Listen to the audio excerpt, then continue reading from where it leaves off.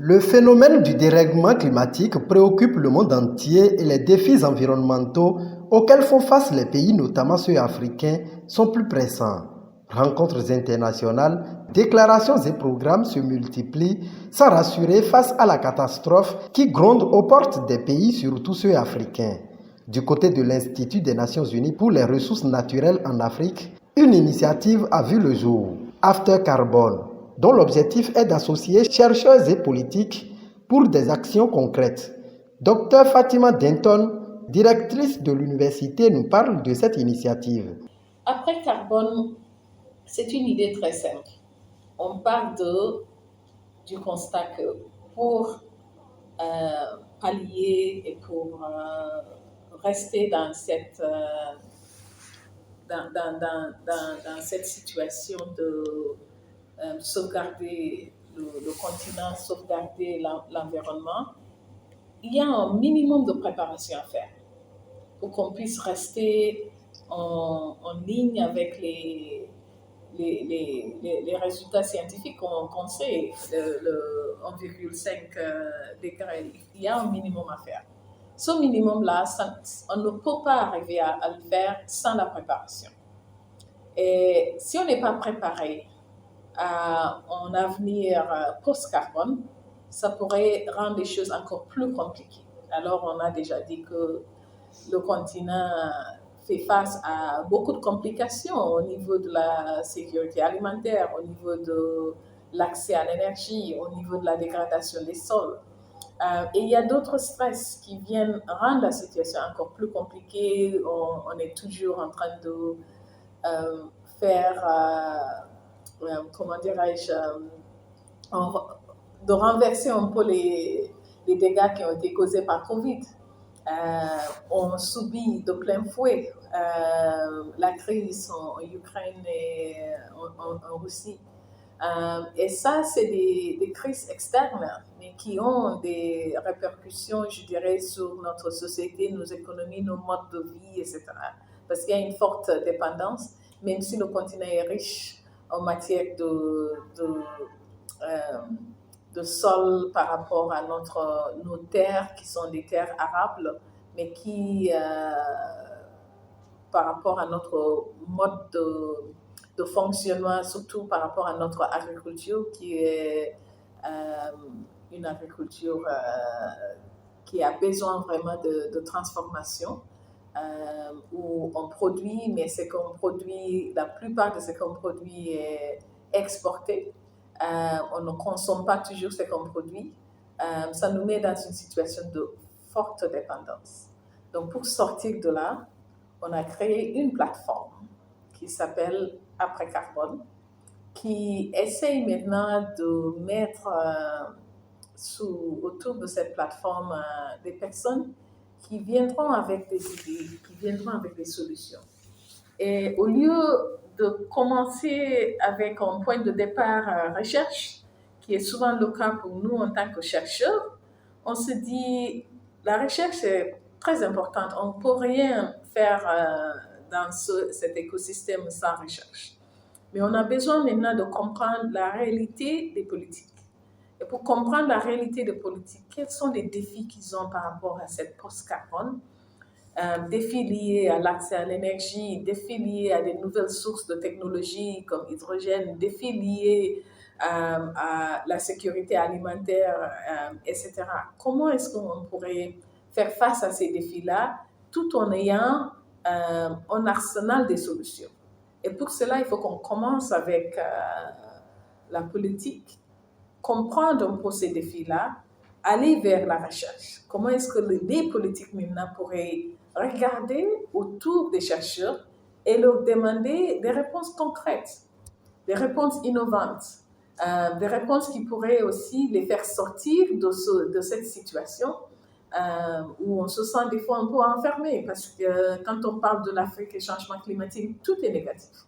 Alors qu'on pense qu'il y a des choses positives qui se passent. Il y a des pays qui sont très en avance, qui ont été en avance depuis longtemps, qui ont compris l'utilité et l'importance, je dirais, d'un avenir post-carbone.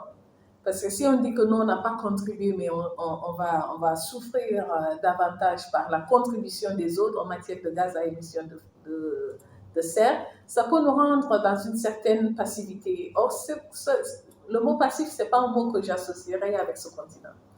Et on sait qu'il y a des bonnes actions qui se passent, des actions d'adaptation, des actions d'atténuation, mais ces actions très souvent ne sont pas visibles parce qu'il y a des gros problèmes de financement, il y a des problèmes d'accès à l'énergie, etc. Et très souvent, les actions concrètes, positives qui se passent sont un peu noyées dans ces gros problèmes-là. On ne les voit pas. Et nous, on voudrait focaliser là-dessus, mais on voudrait aussi dire que la préparation, si elle n'est pas faite, si elle n'est pas faite avec l'urgence que ça mérite, ça pourrait nous retarder. Et quand on est retardé, les autres vont aller plus vite. Et ça pourrait aussi causer d'autres problèmes parce que ça va vouloir dire qu'on serait enfermé. Les technologies qu'on aurait pu utiliser nous aussi pour réduire nos émissions, on n'aurait pas accès. Même si on sait que nos émissions sont faibles, sont moins de 4%, mais on a quand même besoin de ces technologies. Donc, ne pas être dans ce circuit global pourrait nous désavantager. Et c'est pour ne pas ne pas être face à cette situation qu'on se dit la préparation. Si je pouvais résumer ça en un seul mot, je dirais qu'après carbone, c'est un mécanisme de préparation pour faire sortir nos pays dans cette situation qui se trouve des fois, qui pourrait paraître comme une situation de désespoir, mais qu'on n'a pas vraiment le temps pour ce désespoir. Il y a des avantages. Tous les ressources qui pourraient nous amener vers un monde post-carbone, c'est des ressources qui sont là, chez nous. Comment dirais-je, nos ressources, je dirais, stratégiques, il y a des ressources stratégiques qui sont là, qui pourraient nous aider avec l'expansion en matière d'énergie renouvelable. Donc, il y a des ressources minières qui sont là, qu'on n'a même pas encore exploité leur potentiel. Donc, on ne peut pas rentrer dans cette situation avec une vision négative. Il nous faut regarder en face, mais regarder avec plein de possibilités, plein de potentialités et de voir vraiment qu'est-ce qu'on pourrait faire pour commencer à bénéficier de toutes les ressources que nous avons et pas seulement parler d'une manière, enfin sous forme de potentiel, mais parler vraiment en termes d'actualisation. Comment est-ce que l'Afrique pourrait actualiser son potentiel et comment y aller avec force, comment y aller avec coordination, comment y aller avec représentation des pays qui sont riches en matière d'hydrocarbures. Qu'est-ce qu'ils peuvent faire pour faire face à cette urgence qui est le changement climatique? Ayant organisé un atelier afin de sortir une feuille de route pour l'initiative, elle revient sur ce qui est envisagé par la suite. Pour moi, je pense d'abord que l'urgence et la nécessité d'avoir cet atelier, pour nous, c'était important d'amener un certain nombre de collègues, des personnes qui travaillent dans ce domaine-là, qui réfléchissent sur cette problématique et de partager des idées, de se poser la question, parce qu'on est sûr de rien. Il faut se poser la question si on a la formule qu'il faut. Est-ce qu'après carbone est pertinent? Et si c'est pertinent, qu'est-ce qu'il faut faire pour que ça puisse amener une valeur ajoutée? Il y a plein d'initiatives dans le continent et un peu ailleurs aussi. Mais quelle est la valeur ajoutée de cette initiative? Donc ça, c'était pour moi une question importante. Il fallait qu'on essaye de trouver des réponses par rapport à cette question. Et je pense qu'on a essayé de faire ça dans les 2 derniers jours qu'on a fait ici à Accra. Deuxièmement, la feuille de route, comme vous l'avez dit, est importante. On ne peut rien faire, comme je disais tout à l'heure, sans un plan. Donc, pour nous, c'est important maintenant de savoir avec qui on doit travailler. On a parlé des politiques, on a parlé de la société civile, tout des changements climatiques. On en parle depuis longtemps. Et chaque fois qu'on en parle, j'ai l'impression qu'on reste, on se focalise beaucoup sur les points négatifs, sur les choses qu'on n'a pas. On n'a pas la technologie, on n'a pas le financement, on n'a pas ceci, on n'a pas cela. Et je pense que cette façon de focaliser sur ce qu'on n'a pas peut nous rendre passifs. On n'est pas d'habitude passif, mais ça peut ouvrir la porte à la passivité, comme si on attend que les réponses viennent. Et donc, pour nous sortir de là, il faut qu'on essaye de se dire, mais quelles sont les choses qu'on a commencé à faire déjà? Et comment faire pour avancer ces choses-là, pour les amener en avant? Et la discussion maintenant était de voir comment, avec la préparation, on pourrait identifier certaines choses qui ont été développées ailleurs, mais qui n'ont pas un accent africain. On parle de ce concept de net zero. Qu'est-ce que ça veut dire?